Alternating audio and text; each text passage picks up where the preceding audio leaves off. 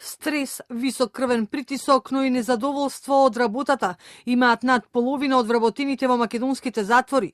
Ова го покажала анализата на истражувачкиот тим од Факултетот за безбедност на тема ставовите на вработените во затворите за задачите и состојбите во нив. Анкетата покажала дека тие се и жртви на затворениците.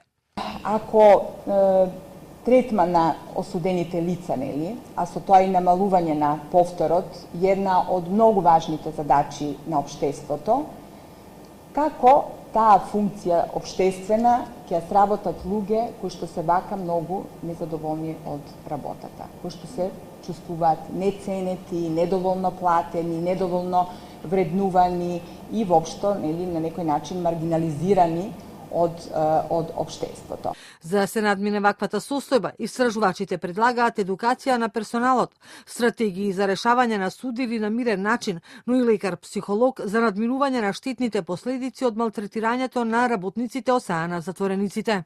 Не може да студијата да го избегне фактот дека затворскиот персонал 76% се необразовани луѓе со основно образование, а треба да вршат функција која бара, така да речам, многу знаење, многу хуманност, многу, така да речам, човештина. Само 12% имаме превоспитен персонал. Се останало е стражари и така натака. Таа структура, ако сакаме да мениме, мораме понатака апсолутно да менуваме. Се што се случува во затворите го објаснуваме со, така да речеме, вештачката средина за која што зборувавме, вештачки создадената средина, еден неприроден амбиент каде што вие сакате да ресоциализирате осудени лица, кое што само по себе представува една противречност која што има одредени негативни последици. Според директорката на управата за извршување на санкции, направени се реформи во казнениот систем.